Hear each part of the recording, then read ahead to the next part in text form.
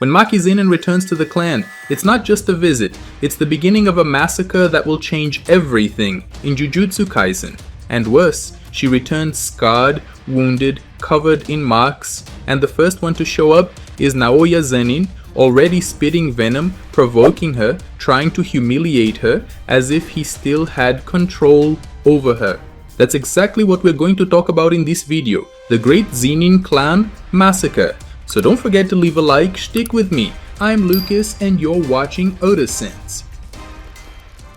When Maki returns to the Zenin clan, the first person she encounters is Naoya, a rude man who at the first opportunity can't help but comment on how Maki lost her beauty, now covered in scars. She mocks him, saying he doesn't judge women by their faces, but by their asses. Now he wants to know what she plans to do since the only good thing she had was her face, and now that's gone. He reminds her of how he tormented her in the past and asks if she's just going to follow Megumi and Okatsu. She simply ignores him and heads toward the weapons storage. On the way, she meets her mother, who declares that they don't have permission to go there, but Maki does, thanks to the new clan leader. And even though Megumi didn't want to, she had to convince him to accept it, including gaining money, weapons, and privileged information from other clans. He even asked her to become the leader in his place, but no one would accept it. Besides, he inherited the innate technique, mastered domain expansion, and Gojo has his eye on him. In the end, Maki refuses because she doesn't think she's good enough, because even if it were her, she still wouldn't be able to make room for her sister. Her mother shouts for her to come back and asks why Maki is always like this. She looks at Maki and begs her to make her proud at least once in her life, but Maki ignores her and continues toward the armory. When she opens the storage room, she's shocked to find her father sitting inside. He declares that he got rid of the weapons because he already knew she would come looking for them. He stands up and reveals his severed hand on the ground, lost after being attacked by his own father. In another room, the most influential members of the clan discuss their plan to restore the clan. They don't agree with giving all resources to Megumi. They were being slow because they needed a solid reason not to worsen their situation with other clans. But now that Gojo has been sealed, and freeing him is a crime, this is the perfect moment to begin. So now they will execute Megumi, Mai, and Maki for plotting Gojo's release. With their own father killing his daughters, the clan would gain credibility with Jujutsu headquarters. It was Ogi, Maki's father himself, who proposed this. He prepares his attack with decaying petal emotion. Maki, on the other hand, wields the cursed weapon Keel, a blade that absorbs cursed energy impact and disperses it however the user desires. She plans to use her father's ignorance about the weapon to fake a one-on-one and then cut him down. Before their attacks collide, Ogi asks if Maki knows why her brother was chosen as leader instead of him. Both prepare their strikes. Their first direct clash happens. Maki disperses the enemy's cursed energy.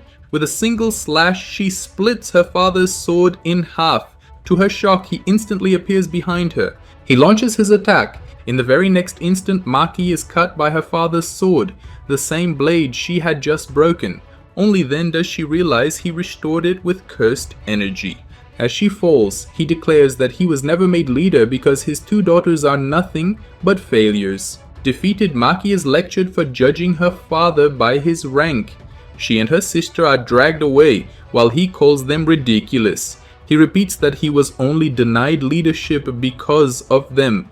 Naobito's technique was created recently after all. He declares he was never inferior to his brother, but his children's abilities were different, and children should never stand in their parents' way.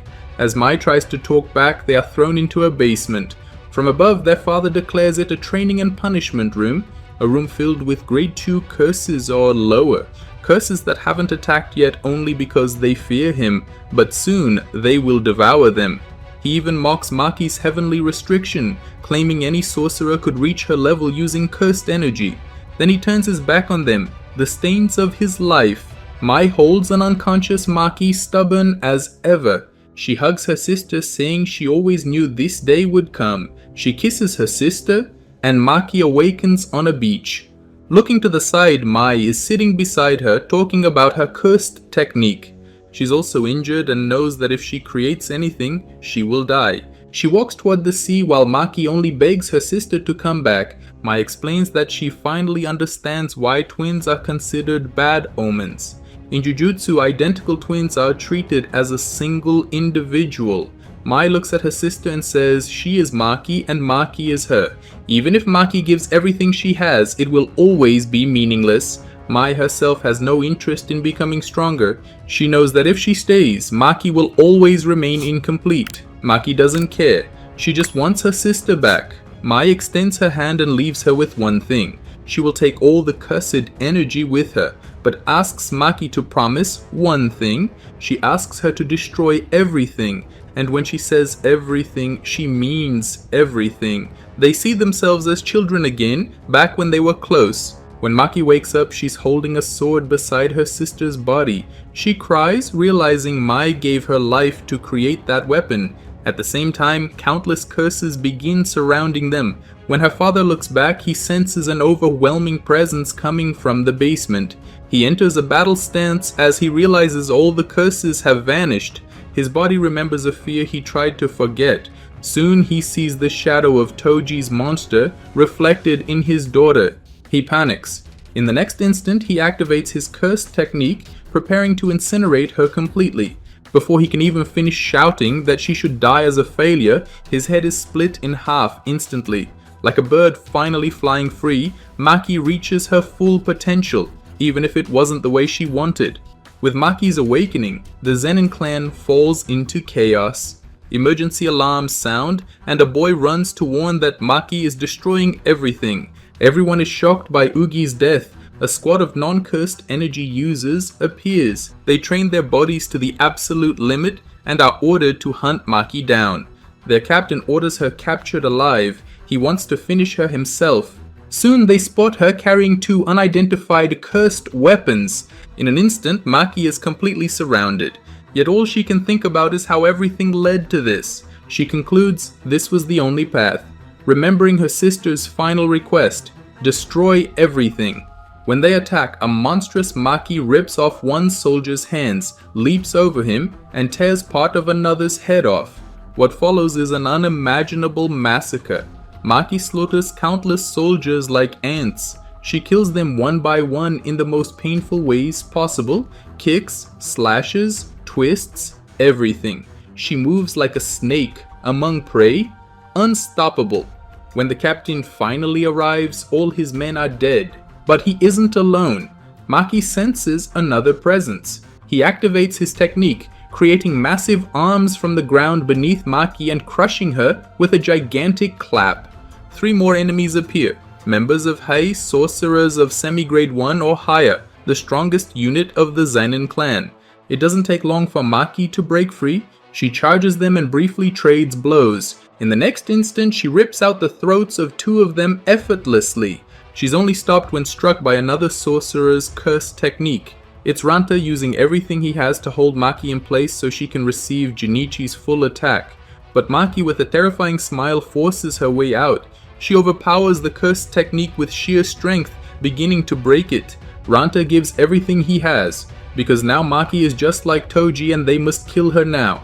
Junichi attacks with his curse technique, creating countless giant fists that slam into Maki. From the smoke, someone walks toward Ranta. He thinks it's Junichi, but it's Maki carrying his comrade's head. Farther ahead, she throws the head into a lake and comes face to face with Naoya. The leader of the Hei squad asks if Maki has no heart. She answers, "No, he took it away." A flashback shows a young Naoya proud of becoming clan leader, but also someone who never imagined the face of the clan's greatest failure, a man with no cursed energy at all. That shock stayed with him forever. As the battle begins, a direct exchange, as Naoya keeps thinking she is not him. Naoya touches Maki's arm, activating his technique and trapping her in a frame. Then he delivers a massive flying kick, sending her flying. Before she lands, he's already behind her, kicking her into a mountain. They face each other as he insists she is not Toji. Strength to him is mass and acceleration. He plans to destroy her at maximum speed. Instead of fleeing, Maki plants her feet and claps her hands. In a sumo stance, she prepares to take the attack head on. When he strikes, it barely taps her arm. He circles behind her and freezes her again with his technique. He charges to finish the battle, convinced she's a fraud. But in the next instant, Maki's fist crashes into his face. She decoded the technique. Now she knows 24 movements per second. With this body, she can feel everything. She ends the fight with a single punch that slams his face into the ground. He tries to call her a fraud again, only to be mocked. Could you repeat that? To fulfill her sister's request, Maki goes to her mother to finish everything. The Zenin clan is completely destroyed. Naoya survives, crawling and cursing Maki for not killing him properly, but he never sees her mother appear behind him with a knife. Too weak to resist, he's stabbed to death. Unable to control his cursed energy, he dies, along with her mother. Both perish in the worst way possible. Yet Maki's mother remembers the happiness of being their mother. Maki finally leaves the clan carrying her sister. She entrusts her body to the Kyoto school and walks toward a new future after exterminating her entire clan.